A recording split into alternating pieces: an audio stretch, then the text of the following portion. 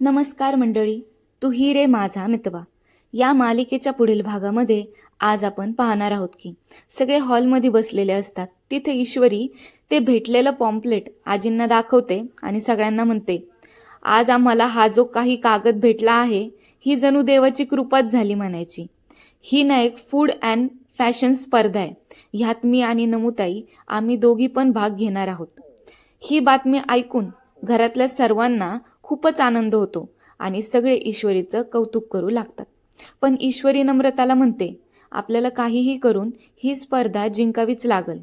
तिकडं वल्लरी राजेश शिर्क्यांच्या आयुष्यात विष कालवायचा चान्सच सोडत नाही आणि ती ठरल्याप्रमाणे सगळं काही जाऊन मिसेस देशमुख ह्या बाईला जाऊन सांगते.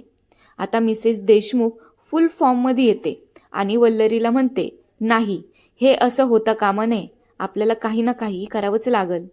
वल्लरी हसते आणि मिसेस देशमुखला टाळी देत म्हणते, बघू ना ते ही स्पर्धा कशी जिंकतात ते. नाही, मला बघायचंच आता, आणि ते पण आपण दोघी असताना.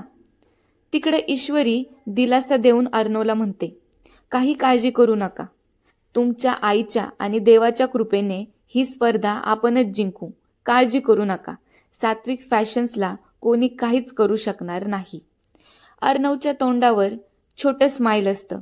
कुठेतरी त्याला पण वाटते की ही स्पर्धा ईश्वरी जिंकून सात्विक फॅशनला वाचवेल म्हणून. पण तिकडं मिसेस देशमुखांच्या माणसाने सात्विक फॅशन्सची गाडी पकडून ताब्यात घेतलेली असते आणि तो ती बातमी फोनवर सौदामिनीला सांगतो. त्यावर आता ती त्या माणसाला म्हणते, ऐक, तो टेम्पो तू आपल्या ताब्यातच घे आणि त्याच्या जागी आपला टेम्पो पाठवून दे तू. आता त्या टेम्पोमध्ये नक्की काय होतं आणि सौदामिनी नक्की काय प्लॅन करतीये हे लवकरच आपल्या सर्वांना कळेल.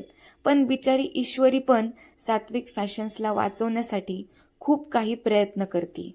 ती तर तिचे दागिने मोडायला पण तयार झालती आणि परतही तिने ईश्वरी फॅब्रिक्स कंपनी, जी तिच्या स्वतःच्या नावावर आहे, म्हणूनच ती कंपनी तिने 200 कोटींच्या जागी सौदामिनीला देण्याचा प्रयत्न पण केला. पण ही ऑफर सौदामिनीने रिजेक्ट करून टाकली.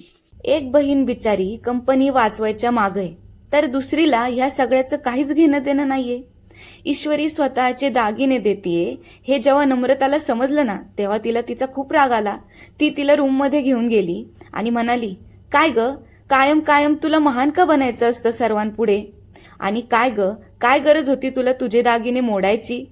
एकाच आईच्या 2 मुली, पण फरक पहा ना किती आहे. पण अजून अशाच गमतीशीर व्हिडिओ पाहत राहण्यासाठी तुम्ही पटकन चॅनलला सबस्क्राईब करा आणि बेल आयकॉनवर क्लिक करा. Bye bye.